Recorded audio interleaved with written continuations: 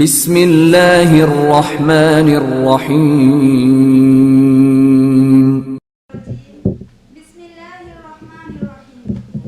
إن الحمد لله نحمده ونستعينه ونستغفره ونعوذ بالله من شرور أنفسنا ومن سيئات أعمالنا من يهده الله فلا مضل له ومن يضلل فلا هادي له وأشهد أن لا إله إلا الله وحده لا شريك له وأن محمدا عبده ورسوله أما بعد. எல்லா புகழும் அகிலத்தை படைத்து பரிபாலித்துக் கொண்டிருக்கும் இறைவனுக்கே உண்டாகட்டுமாக. அவனுடைய சாந்தியும் சமாதானமும் நம் உயிரை விட மேலாக மதிக்கக்கூடிய கண்மணி நாயகம் ஸல்லல்லாஹு அலைஹி வஸல்லம் அவர்கள் மீதும் அவர்களை அனுத்தவராது பின்பற்றி வாழ்ந்த உத்தம சஹாபாக்கள் சஹாபிய பெண்மணிகள் நம் அனைவர் மீதும் நின்று நிலவட்டுமாக. அன்பிற்கினிய அல்லாஹ்வின் நல்லடியார்களே, பெண்களுக்கு இஸ்லாம் வழங்கியுள்ள கண்ணியமும் அதற்காக அவர்களுக்கு வழங்கப்பட்ட உரிமைகள் என்ற தலைப்பில் சிறு விடயங்களை மாத்திரம் நினைவு கூறிவிட்டு செல்லலாம் என ஆசைப்படுகிறேன். இஸ்லாம் பெண்களுக்கு எவ்வளவு கண்ணியமும் சிறப்பும் வழங்கியுள்ளது என்பதை புரிந்து கொள்ள வேண்டும் என்றால், இஸ்லாத்துக்கு முன்னைய காலம் ஜாஹிலியா காலமாக இருக்கலாம், அல்லது அதற்கு முன்னப்பட்ட காலங்களில் பெண்கள் எந்த நிலையில் நடாத்தப்பட்டார்கள் என்பதை அறிந்து கொண்டாலே அவர்களுக்கு இஸ்லாம் வழங்கியுள்ள முக்கியத்துவத்தை நம்மால் அறிந்து கொள்ள முடியும். எந்த அளவுக்கு பெண்கள் நடாத்தப்பட்டார்கள் என்றால், அவர்களுக்கு அடிப்படை உயிர் வாழக்கூடிய உரிமை கூட கொடுக்காமல் எந்த ஒரு சிறப்போ கண்ணியமோ அற்றவர்களாக நடத்தப்பட்டார்கள். சொல்ல போனால் கிறிஸ்துக்கு பின் 586வது ஆண்டில் ஒரு மாநாடு நடத்தப்படுகிறது. அம்மாநாட்டில் பெண்கள் என்பவர்கள் மனிதர்களா அல்லது வேறு எதுவும் உயிரினமா என்று முடிவு செய்வதற்காக அம்மாநாட்டை நடத்தி இறுதியில் பெண்கள் என்பவர்கள் ஆண்களுக்கு பணிபுரிகின்ற அடிமைகள் என்ற ஒரு முடிவை எடுக்கிறார்கள். இது மட்டுமா, ஜாஹிலியா காலத்தில் ஒரு பெண் பிறந்தாலே அது இழிவு என்று கருதி அவர்களை உயிருடன் புதைக்கக்கூடிய அளவுக்கு கொடுமைக்கான விடயங்கள் இந்த பெண்களுக்கு நடக்கிறது. அப்போ ஒரு அடிப்படை உயிர் வாழ்வதற்குரிய ஒரு உரிமை கூட இஸ்லாத்துக்கு முற்பட்ட காலங்களில் பெண்களுக்கு வழங்கப்படவில்லை என்பதுதான் உண்மை. ஆனால் இஸ்லாம் எப்பொழுது தோன்றியதோ அப்பொழுதே இஸ்லாமானது பெண்களுக்குரிய அனைத்து கண்ணியத்தையும் அனைத்து சிறப்புகளையும் வழங்கி இதாக்கின்றது. இஸ்லாம் மார்க்கம் அல்லாஹ் தஆலா பெண்கள் பற்றிய பெண்கள் உரிமைகள் பற்றி கூறிக்கிட்டே ஆரம்பத்திலே பெண்கள் பிறப்பது எவர்களெல்லாம் இழிவென்று கருதினார்களோ அவர்களுக்கெல்லாம் பதிலடி கொடுக்கும் வகையில் அல்லாஹ் தஆலா தனது திருமறையில் கூறுகிறான், وَإِذَا بُشِّرَ أَحَدُهُم بِالْأُنثَى, பெண் பிள்ளை பற்றி உங்கள் எவருக்காவது நற்செய்தி கூறப்பட்டால் லல்ல வஜ்ஹுஹு முஸ்வதா, அவனுடைய முகம் கருத்து போய்விடுகிறது. அவன் இழிவின் காரணமாக அந்த பெண் பிள்ளையை புதைக்கக்கூடிய நிலையை நாடுகிறான். ஆனால் அல்லாஹ் தஆலா இதை தண்டித்துவிட்டு வஇதா புஷிர, பெண் பிள்ளை பிறக்கிறது உனக்கு ஒரு நல்ல செய்தி என்று கூறுகிறான். இவ்வளவு ஒரு பெண்ணை கண்ணியப்படுத்தும் வகையில் அல்லாஹ் தனது திருமறையில் ஒரு விடயத்தை கூறுகிறான். இது மட்டுமா, பல இடங்களில் பெண்களை கண்ணியப்படுத்தும் வகையில் அல்லாஹ் தஆலா பல விடயங்களை கூறிவிட்டு இன்னும் கூற போனால் இந்த மனித சமுதாயத்தையே, இந்த ஆதமின் மக்களையே அல்லாஹ் தஆலா சிறப்பித்து கூறுகிறான். அதில் பெண்களை சிறப்பிக்கும் வகையாக அன்னிசா, பெண்கள் என்ற ஒரு ஆயத்தையே அல்லாஹ் தனது திருமறையில் கூறியிருக்கிறான்.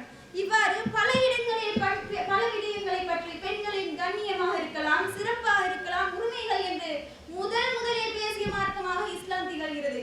ஏனைய மதங்களை எடுத்துக்கொண்டோம் என்றால் பெண்கள் அடிமைகளாகவும் பெண்களுடைய உரிமைகள் பறிக்கப்பட்ட நிலையில் தான் பெண்கள் வாழ்கிறார்கள்.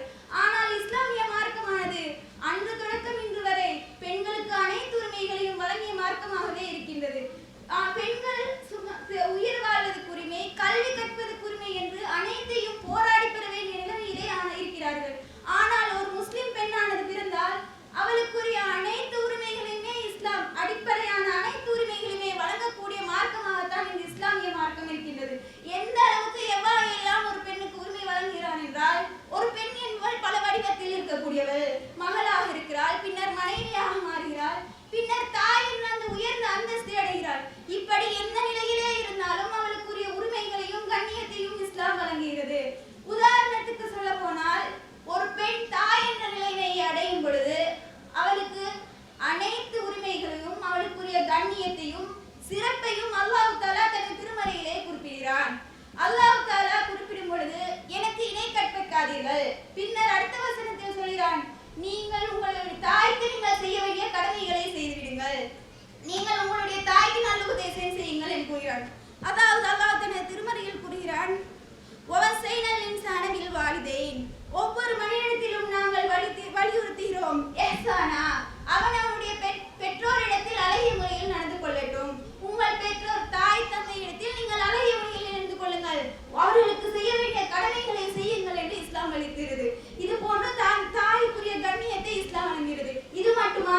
சஹீஹுல் புகாரியில் 5171வது ஹதீஸில் பதியப்படுகிறது, ஒரு முறை நபிகள் நாயகம் ஸல்லல்லாஹு அலைஹி வஸல்லம் அவர்களிடம் ஒரு தோழர் வந்து, நான் இவ்வுலகில் அழகிய முறையில் உறவாடுவதற்கு தகுந்த உறவு எது என்று கேட்டார்கள். அதற்கு தாய் என்று பதில் அளித்தார்கள். மீண்டும் யார் என்று கேட்டதற்கும் மீண்டும் தாய் என்றார்கள். மூன்றாவது முறை யார் என்று கேட்டதற்கும் தாய் என்று கூறி 4வது முறைதான் தந்தை என்றார்கள். அப்ப 3 முதல் படித்தரங்களிலும் தாயை வைக்கின்றான் என்றால் எவ்வளவு கண்ணியத்துக்குரிய சிறப்புக்குரிய இடத்தில் தாய் இருக்கிறாள் என்பதை நாம் புரிந்து கொள்ள வேண்டும். அது மட்டுமா, ஒரு பெண் மனைவியாக இருக்கும் சந்தர்ப்பத்திலும் அவள் மகளாக இருக்கும் சந்தர்ப்பத்திலும் அவளுக்குரிய உரிமைகள் சிறப்புகள் அனைத்தும் கொடுக்கப்பட்டு அதை நிலைநாட்டுமாறும் வலியுறுத்தப்படுகிறார்கள். ஒரு மனைவியாக இருக்கும் சந்தர்ப்பத்தில் அவளுடைய சிறப்பு எவ்வளவு சிறப்புகள் பற்றி எவ்வளவு இஸ்லாம் கூறியிருக்கின்றது என்று பார்க்கலாம். அன்று முதல் இன்று வரை மனைவி என்பவர் தனது கணவனுக்கு அடிமையான பணிபுரிகின்ற பெண்ணாகவும் அவளுடைய அடிப்படை உரிமைகள் மீறப்பட்டும் ஆசைகள் நிராகரிக்கப்பட்ட நிலையிலும் தான் இருக்கிறார். ஆனால் இஸ்லாத்தில் அல்லாஹ் தனது திருமறையில் கூறுகிறான், வஅஷிரூஹுன்ன பில் மஅரூஃப், நீங்கள் உங்கள் மனைவிமாரிடத்தில் அழகான முறையில் நடந்து கொள்ளுங்கள், நீங்கள் உங்கள் மனைவிமாரை அன்பாக கவனியுங்கள், அவர்களை பணிவாக நடத்துங்கள், அவர்களுக்கு கொடுக்க வேண்டிய உரிமைகளை கொடுங்கள் என்று இஸ்லாம் மிகவும் அழகாக கூறுகிறது. இப்படி ஒரு மனைவியை பற்றி குர்ஆனில் குறிப்பிடுகிறார் என்றால் அந்த மனைவிக்குரிய சிறப்பு என்ன, கண்ணியம் என்ன என்பதை ஒவ்வொருவரும் புரிந்து கொள்ள வேண்டும். அது மட்டுமா, ஒரு பெண் ஒரு திருமணம் எனும் ஒரு பந்தத்தில் நுழையும் பொழுது அவளுக்கு மகர் என்ற ஒன்றை கொடுத்துதான் முடிக்க வேண்டும் என்று இஸ்லாம் கூறுகிறது. அந்த மகரை தெரிவு செய்யும் உரிமையோ எவ்வளவு வேண்டும், எப்படி வேண்டும், எங்கு வேண்டும் என்ற எல்லா உரிமையும் அந்த பெண்களுக்கு கொடுக்கப்பட்டுள்ளது. அப்படி அடிப்படை உரிமைகள் அனைத்தும் கொடுக்கப்பட்ட முதல் மார்க்கமாகவே ஃபெமினிஸ்ட் என்ற ஒரு தலைப்பை இப்பொழுதுதான் கதைக்கிறார்கள். ஆனால் 1400 வருடங்களுக்கு முன்பே அனைத்து உரிமைகளும் கொடுக்கப்பட்ட ஒரு மார்க்கமாகத்தான் இந்த இஸ்லாமிய மார்க்கம் திகழ்கிறது. அன்னைக்கு அல்லாஹ்வின் நல்லடியார்களே, ஒரு இஸ்லாமானது ஒரு முஸ்லிம்களுக்கு ஆண்களுக்கும் சரி பெண்களுக்கும் சரி அனைத்து உரிமைகளையும் கொடுக்கிறது. பெண்களுக்கு பிறந்ததிலிருந்து அவளுக்கு கல்வி கற்கக்கூடிய உரிமை, வேலை வாய்ப்புகளை தேடக்கூடிய உரிமை, சொத்து உரிமை, கணவனை தெரிவு செய்ய கொள்ள உரிமை, மகர் கேட்பதற்கான உரிமை என்று அனைத்து உரிமைகளையும் கொடுத்து கண்ணியப்படுத்தக்கூடிய ஒரு மார்க்கமாகவே இருக்கிறது. எனவே அன்புக்கினிய அல்லாஹ்வின் நல்லடியார்களே, நாம் எமது உரிமைகளை புரிந்து அதை சரியான முறையில் பயன்படுத்தி இம்மையிலும் மறுமையிலும் வெற்றி பெற்ற நன்மக்களாக வாழ வேண்டும் என்று கூறி எனது உரையை நிறைவு செய்கிறேன். வா ஆகிரு தஅவானா அல்ஹம்துலில்லாஹி ரப்பில் ஆலமீன். அஸ்ஸலாமு அலைக்கும்.